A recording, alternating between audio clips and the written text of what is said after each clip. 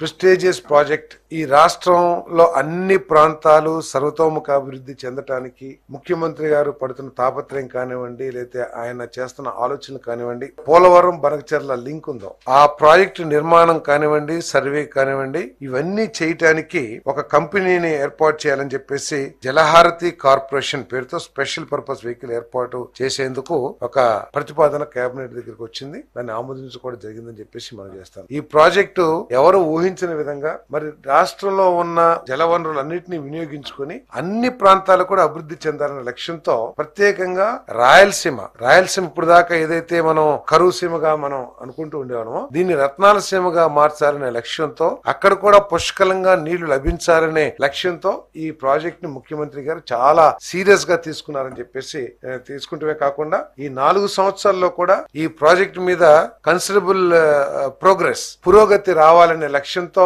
ఈ ప్రభుత్వం పనిచేస్తుందని చెప్పేసి మనం చేస్తాం. అంటే ఒక అనుభవజ్ఞుడైన ముఖ్యమంత్రి రాష్ట్ర పగ్గాలను చేపడితే రాష్ట్రానికి ఏ విధమైన మేలు జరిగింది అనడానికి ఈ ఆలోచన ఒక నిదర్శనం అని చెప్పేసి కూడా ఈ సందర్భంగా తెలియజేస్తాను. ప్రతి సంవత్సరం కూడా గత 100 సంవత్సరాలు మనం తీసుకున్నట్లయితే ప్రతి సంవత్సరం 1000 నుంచి 2000 టీఎంసీల నీళ్లు వృధాగా సముద్రంలోకి వెళ్ళిపోతా ఉంటాయి. ఎన్ని ప్రాజెక్టులు తెలంగాణలో కట్టారు, పైన మహారాష్ట్రలో కట్టారు, ఏ రాష్ట్రాల ద్వారా ఈ నది ప్రవహిస్తుందో అక్కడ అన్ని కూడా ప్రాజెక్టులు కట్టారు విత్ పర్మిషన్ విత్ అన్ని కూడా. అయినా కూడా అన్ని ప్రాజెక్టులు కట్టినా నీటిని వినియోగించుకోగా ఇంకా 100 సంవత్సరాలు మనం హిస్టరీ తీసుకుంటే 1000 నుంచి 2000 టీఎంసీల నీళ్లు వృధాగా సముద్రంలోకి వెళ్ళిపోతా ఉన్నాయి. సో అటువంటి వాటర్ ని తీసుకుని ఇతర రాష్ట్రాలతో ఎక్కడ కూడా మనకి వివాదం లేకోకుండా ఈ ప్రాజెక్ట్ ని రాయలసీమ అభివృద్ధి కోసం వినియోగించాలనే లక్ష్యంతో ఈ ప్రాజెక్ట్ ని టేకప్ చేయబోతుందని చెప్పేసి మనం చేస్తాను. మరి దీనికి దాదాపు 80,000 కోట్ల రూపాయలు ఖర్చు అవుతుందని చెప్పేసి కూడా ప్రాథమిక అంచనాలు ఉన్నాయి. మరి దీన్ని ముఖ్యమంత్రి గారు తర్వాత డిప్యూటీ చీఫ్ మినిస్టర్ గారు తమ పరపతిని కేంద్ర ప్రభుత్వంలో, ఎందుకంటే ఎన్డీఏ కూడా మన భాగస్వామి కాబట్టి